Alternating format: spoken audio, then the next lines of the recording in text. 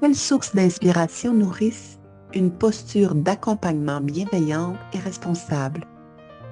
Une posture éducative ne se construit pas seulement avec des outils ou des méthodes. Elle se nourrit de sens, de regards inspirants et de relations vivantes qui nous rappellent pourquoi nous accompagnons.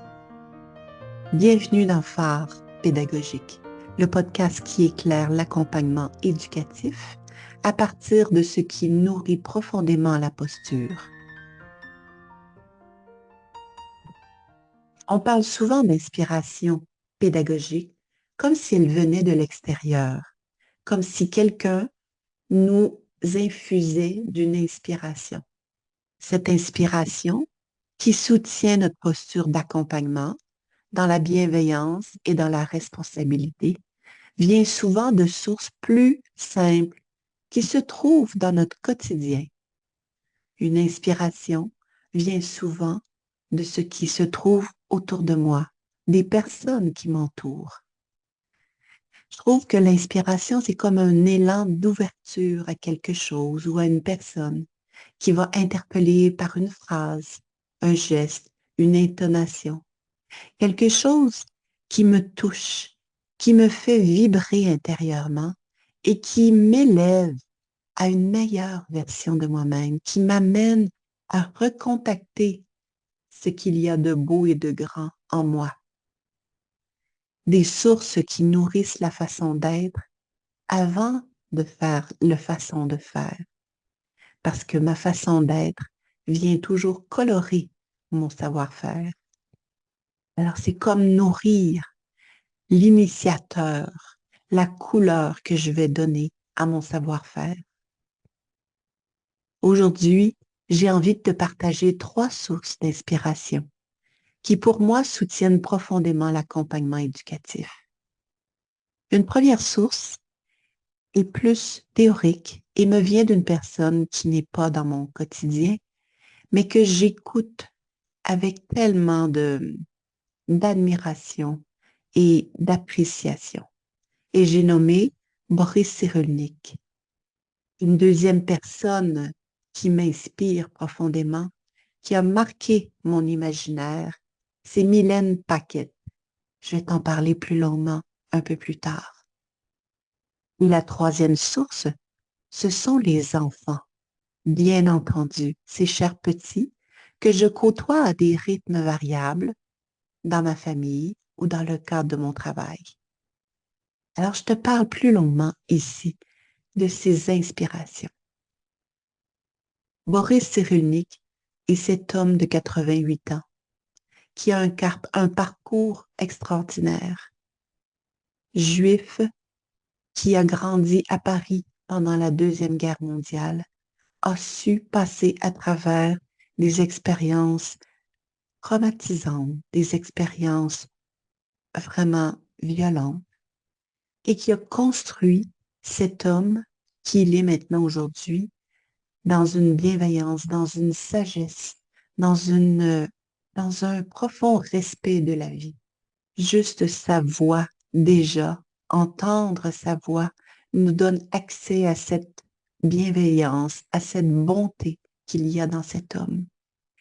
Et son enseignement tourne essentiellement autour de la relation, le regard de l'autre, dans la sécurité affective.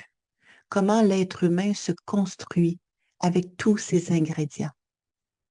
En accompagnement éducatif, cette vision change tout.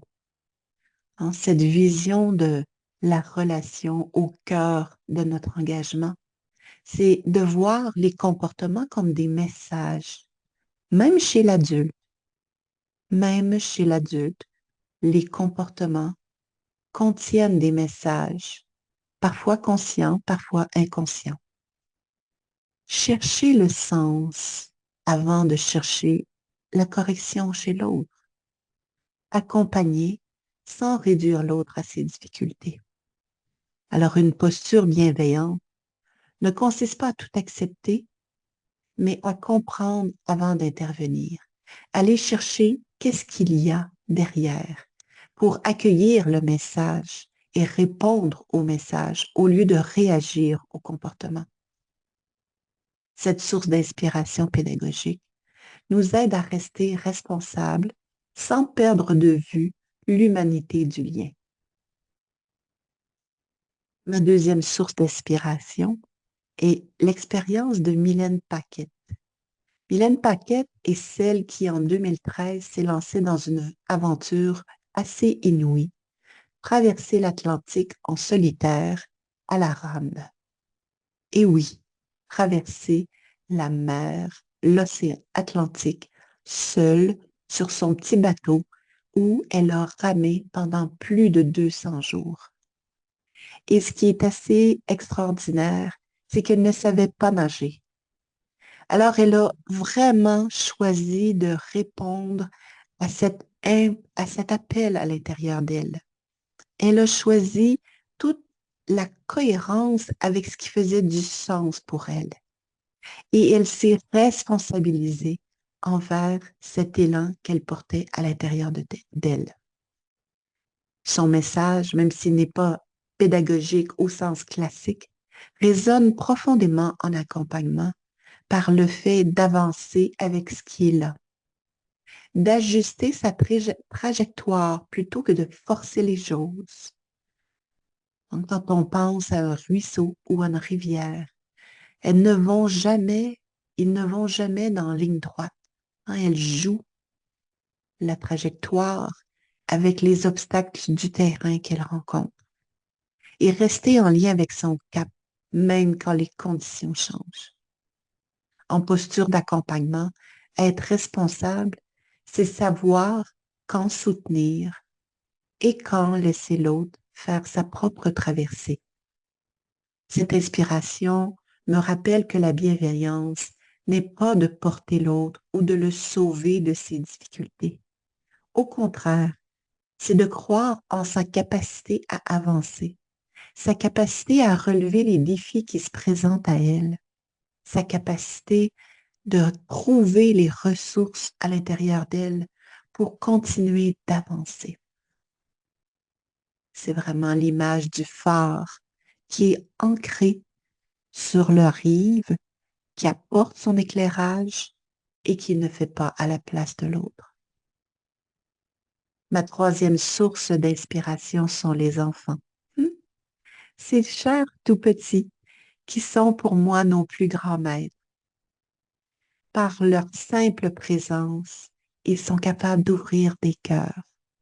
Par leur rire communicateur et leurs gestes spontanés et sincères, ils peuvent désarmer les personnes les plus fermées parce qu'il y a une candeur, une naïveté, une innocence chez les enfants qui touche le cœur.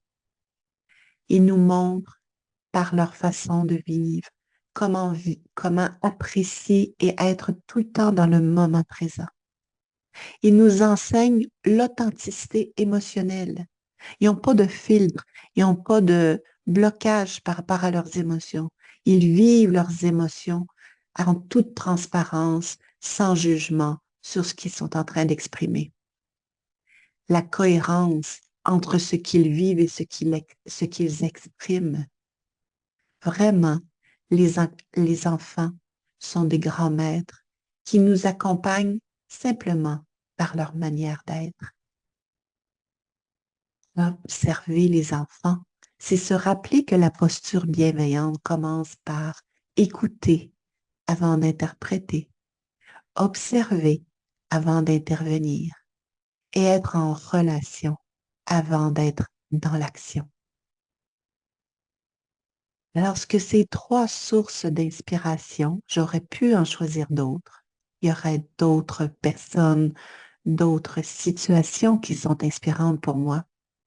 Je les ai choisies pour leur rappel par rapport à l'importance d'être aligné avec ses propres valeurs, d'être aligné avec ce qui fait du sens en soi, d'être aligné avec qui je suis. Et il nous rappelle l'importance d'être incarné, c'est-à-dire d'être vraiment dans la réalité et non pas dans sa tête, d'être dans le moment présent, d'être toutes là pour capter la réalité qui se passe autour de moi. Et il nous rappelle aussi l'importance d'être responsable, responsable par rapport à ses besoins, responsable de ses émotions, responsable de ses choix de vie. Une posture qui ne cherche pas à contrôler, mais à soutenir l'autonomie. Une posture qui n'impose pas, mais qui offre un cadre sécurisant. Je serais curieuse de savoir avec quelle source d'inspiration tu nourris ta posture d'accompagnement. Quelles sont les inspirations qui se trouvent déjà autour de toi, qui t'appellent à t'élever, qui t'inspirent à te relier à ce qui est beau et bon en toi. L'inspiration pédagogique durable ne vient pas du fait d'en faire plus. Elle vient du fait de se reconnecter à ce qui est la fondation de notre posture, aux valeurs qui nous relient à notre humanité. Alors, si ce podcast t'interpelle d'une façon ou d'une autre, je t'invite à t'abonner à Phare Pédagogique, ne rien manquer des prochains épisodes. Et n'hésite pas à partager ce podcast, espace réflexif qui apporte un éclairage sur l'accompagnement pédagogique avec les professionnels qui t'entourent. L'entraide est précieuse dans notre univers de la petite enfance. Aussi, si tu le souhaites, je te propose un soutien pédagogique pour discuter des enjeux que tu rencontres, échanger sur tes questionnements et venir découvrir un soutien bienveillant et personnalisé. Tu peux réserver une place en me contactant via le lien dans la description de cet épisode. Sache que ton expérience, ton questionnement et tes préoccupations méritent d'être entendus. Merci pour ton dévouement envers la petite enfance. Nous avons besoin de toi. Mon nom est Suzanne Dano et tu écoutes Phare Pédagogique, un espace pour accompagner sans s'épuiser et transmettre sans se trahir. À très bientôt et merci d'avoir été là.